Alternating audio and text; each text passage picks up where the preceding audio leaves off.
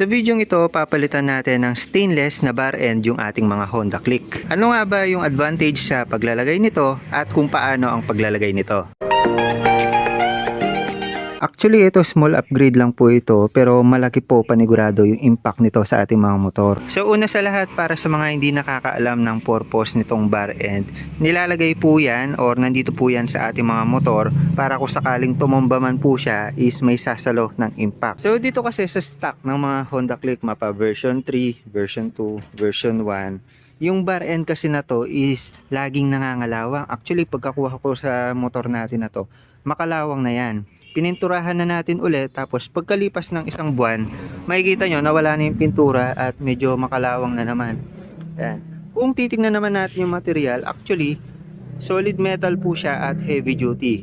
Kaya lang is yun nga, pangit siya sa ating mga motor at hindi na maganda tignan. So habang nag-scroll po tayo sa TikTok, nakita ko tong item na to, which is stainless siya na CNC na bar end. Actually, ito lang po yung gagamitin natin dyan. So mamaya pakita ko. Yung price po niya is nasa 169 lang. Sobrang murang-mura, no? Tapos free shipping pa siya. So ayan, try natin. Tapos i-review na rin natin siya kung goods pa siya sa ating mga Honda Click. So ayan na po siya. Actually, ito tatanggalin po natin yan. Pati ito. Yung kukunin lang po natin. Itong pinaka bar end. Tsaka yung tornilyo. So itong tornilyo gagamitin na rin natin kasi para mag-match siya. Tsaka palagay ko hindi rin kinakalawang to. Ito kasing tornilyohan niya dito parang kinakalawang na rin, no? So yan, tanggalin lang natin tong part na to. So yan, tatanggalin natin ito. Ito hindi na natin to kailangan. So ito, kakabit natin. So syempre, para maikabit natin to, tanggalin lang natin to. So dito sa bar end sa stock, gagamit tayo ng Phillips dyan para matanggal. May times na medyo mahigpit yan sa iba, may times na yung iba lumambot na kapag lagi nyong tinatanggal o nililinis. Kung mahirap tanggalin, persahin nyo lang, gamitin nyo yung buo nyong persa or gamitin nyo ng special tool. So yan, no? Ito na yung luma natin. Compared natin siya dun sa bago. Uy, ang haba ng tornilyo nito ah. So if ever, dito siya. So ang haba nito, no? Pero try natin kung papasok ng buo. So bago natin lagay, linisin na rin natin to para walang dumi. So yan, after natin mapunasan at malinisan, lagay na natin to. So pag nilagay natin, kasama na itong bar end, tsaka tornilyo.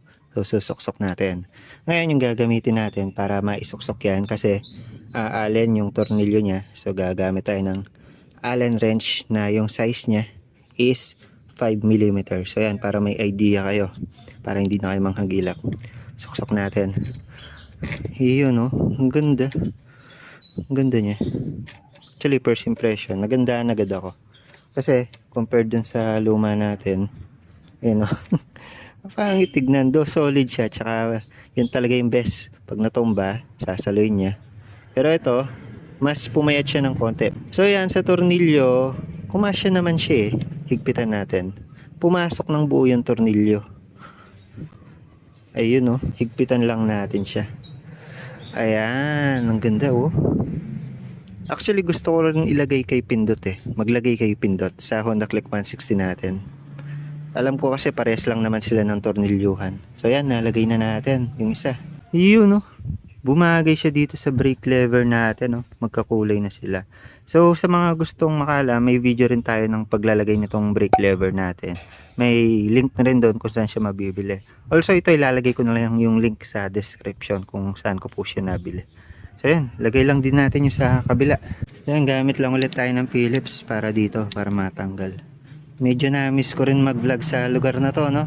Kung subscriber nyo ako simula umpisa, alam nyo dito yung ano natin, kung saan tayo nagbablog palagi. So peaceful kasi dito, tsaka maganda yung quality ng video, tsaka ng boses natin. So yun, natanggal na natin siya. Ewan ko lang kung bakit yung isa naka-plastic, yung isa hindi, no?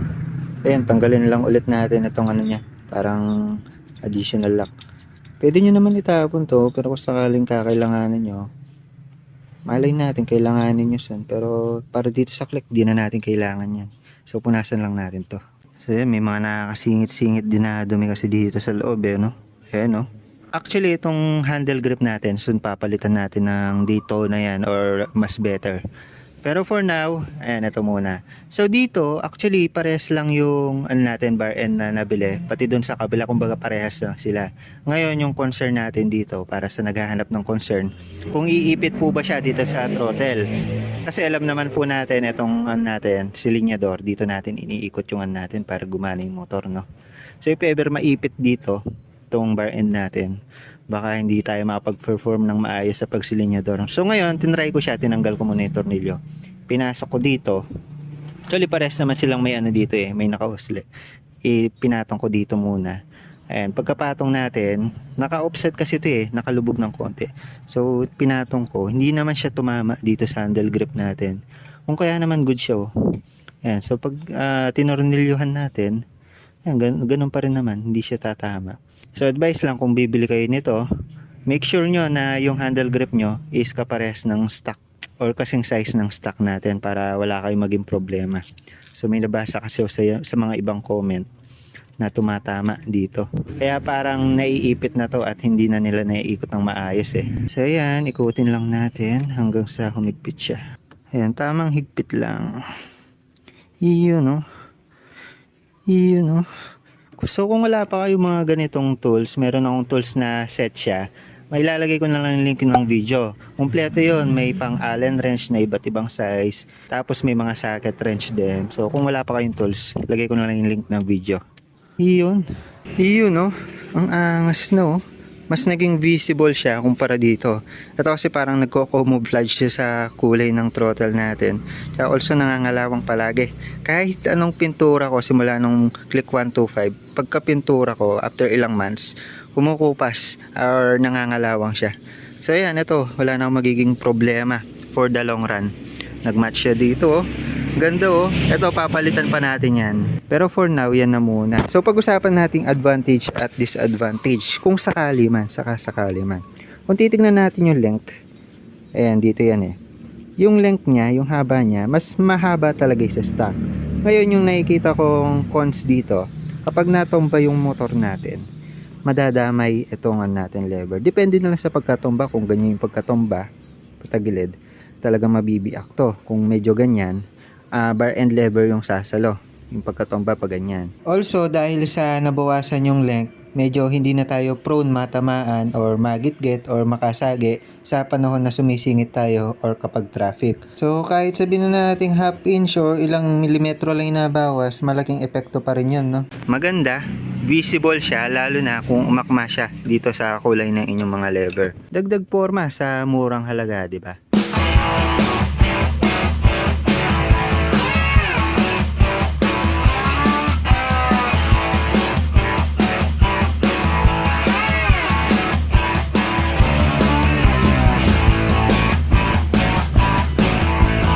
So yun lang muna para sa video na ito. The more click, the more know. Palit ng stainless bar end ng ating mga Honda Click. Bye bye!